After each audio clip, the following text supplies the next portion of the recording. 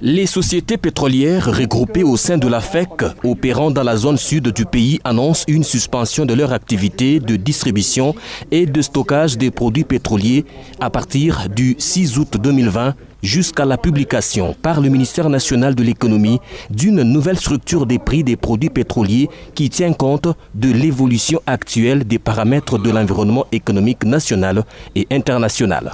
C'est face à l'attitude du gouvernement de la République de faire la sourde oreille au sujet de l'impérieuse nécessité de modifier la structure des prix des produits pétroliers publiés depuis le 7 mai 2020, en plein confinement, que les sociétés pétrolières évoluant dans la zone sud du pays ont annoncé ce préavis de grève tenant compte des difficultés auxquelles elles font face.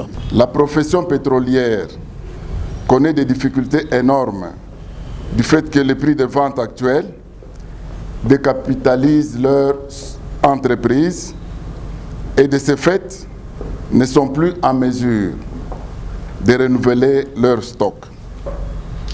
Pendant ce temps et depuis plusieurs années, le gouvernement n'a pris aucune mesure de protection ni de soutien de ces entreprises. Encore moins, n'a apporté aucune réponse aux revendications des entreprises du secteur.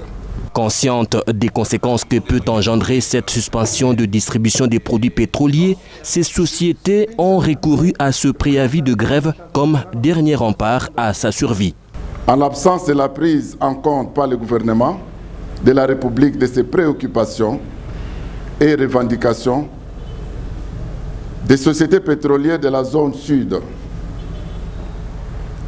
ont pris la décision de suspendre la distribution des produits pétroliers et cette décision prendra ses effets à partir de ce jeudi 6 août 2020. Pour ces sociétés pétrolières nationales, elles veulent être traitées avec équité ou au même pied d'égalité avec les sociétés multinationales quant aux charges d'exploitation. Vous ne pouvez pas me dire aujourd'hui qu'une société multinationale comme Total, comme Engen, puisse avoir plus de frais qu'une société nationale locale. Alors que nous avons le même marché, nous achetons les pompes au même prix et nous avons d'ailleurs plus de charges qu'eux. Ce que nous réclamons auprès du gouvernement à ce jour, c'est de nous donner, de nous remettre à la même hauteur des charges d'exploitation qui s'élèvent à $118 au lieu de $40 nous préfixés d'une manière injuste. Elles se remettent au chef de l'État et au Premier ministre pour une solution idoine.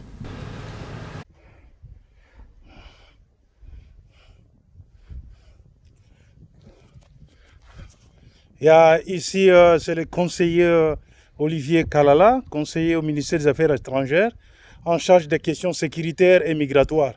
Je suis dans notre localité de Kalubamba, qui est occupée par les forces zambiennes. Voilà, je suis en train de parcourir.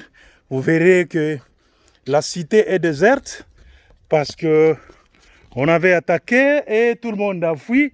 La population civile a pris fuite et suite aux incursions des forces zambiennes. Et au moment où je vous parle, les forces zambiennes sont en train d'occuper cette portion de notre territoire national.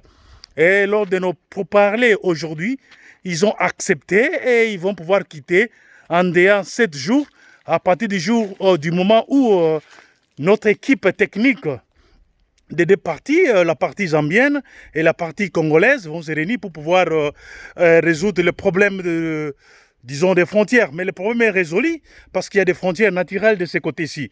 Mais malheureusement, vous remarquerez que la cité est déserte, elle est totalement déserte. La population congolaise a été obligée de fuir. Il y a eu vraiment une grande désolation. Il y a eu des tueries, les maisons ont été brûlées. J'ai quelques photos des maisons brûlées. Mais comme vous verrez derrière moi là, les maisons sont désertes. La population n'est plus là. C'est une cité d'environ plus de 3000 habitants. Plus de 3000 habitants. Alors imaginez-vous une population riveraine. 3000 habitants, il y a beaucoup d'activités commerciales sur le plan économique. Donc, le tout a été arrêté suite aux incursions de l'armée zambienne. Vous verrez, comme vous voyez derrière moi, donc la cité est totalement déserte. il y a une désolation totale. Mais notre gouvernement n'a pas lâché prise. Le gouvernement congolais n'a pas voulu résoudre ça de manière forte. On a voulu passer par des négociations. Et nous faisons partie de l'équipe qui s'occupe de la négociation pour résoudre ces problèmes. Et les problèmes seront résolus à l'amiable malgré les dégâts causés par les forces zambiennes sur notre territoire national. C'est sérieux. Je vous assure que c'est sérieux. Nous avons parcouru plus de 200 km aujourd'hui. Et ça, c'est l'une des grandes cités. L'une des grandes cités, je crois, si le temps le permet, nous allons descendre au bord du lac, voir des maisons laquistes. Je vous assure qu'il y a des grandes activités économiques ici. Mais dommage, ce qui s'est passé, c'est fort regrettable. Mais le problème sera résolu. Je vous remercie beaucoup pour suivre cet détail. Comme vous verrez derrière moi là, vous verrez, il y a un militaire zambien qui est là. Donc le problème sera résolu. Merci beaucoup. Je vous remercie.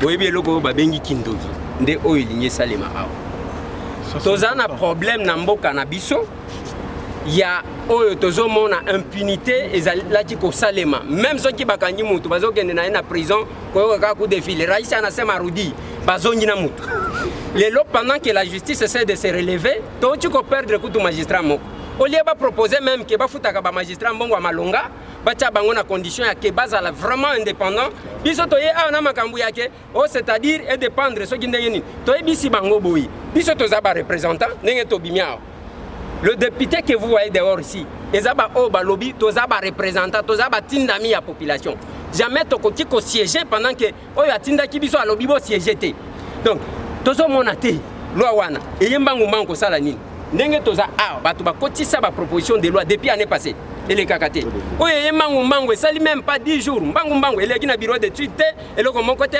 gouvernement balobi makambo te soki olobi na bango bozokende kobenga bawewa donc bamagistrat baza bawewa batutu oyo bazoloba baza bawewa et puis balingi baréduire débat ya makambo ya justice na batribu biso mpe tokosenga bato ya ekolo na biso toza na makambo ya bikolo wana te nous estimons que toza bareprésentant ya population mutu moko abima alobake yende azoreprésenter province boye yende batindi eke akende kovote loi oyo ekoprotege ka bapoliticien oyo bazomona ke un jour bakolanda bango système ya kanga muyibi opération oyo tozoloba ya kanga muyibi. Donc c'est comme ça que nous nous sommes dit to soulever motion to lobi na bango ke biso to lingi ko débattre na makambo te to vandi sango to zonga na plénière to loba ke bao batinda ke to biso ke to représenter bango baboyi makambo bango balobi te bango baza majorité awa toza combien 500 wana baloba ke za ya lokuta eza na ba député o bayaka te depuis banda bazwaka bambongo balobelaka pe bango te awa toza muke boye ebele ne baza libanda nalobaki mukolo moko akolela mbangu ekobanda biro nyonso administration assemblée bokei bokokuta yango vide bato basi bakimikimi kaka urgence nini na makambo ya loi oyo yango tolobi mo biso tobimi lokola bazoloba bao bazo manifester baza batu te baza bawewa te tokokota jamais na messe noire. On ne peut pas entrer dans un complot oyo bao batinda kibiso bapekisi biso nde tolobi na bango. Il n'y a pas question d'appartenance politique. Aweza départ ya kabunde te oyo bazaki koluka soki ndenge eza loi mobeko ekotikala. La loi est impersonnelle et générale. Tiko mobeko oyo ezoya et puis la loi eza ndenge bato bazoloba loba wana te. Loi eutaka na besoin ya population. Population ni lobby que tozana besoin bo ça vient répondre à quelle question pas répondre biso na mutuna wana te ça ne vient répondre qu'à une question d'un groupe d'individus. C'est quoi cette histoire là o tokotala na katikati zoka biso kana mouvement ndengwana biso to boy kotala na katikati batala bango moko biso tozonyinda que les services du commissariat provincial de la police ont mené cette opération spéciale. Les hommes du général Silvano Kassongo ont interpellé 289 personnes dont 109 femmes et 180 hommes. Encore sous l'effet de l'alcool, ces jeunes dames semblent ne pas saisir le danger auquel elles ont été exposées.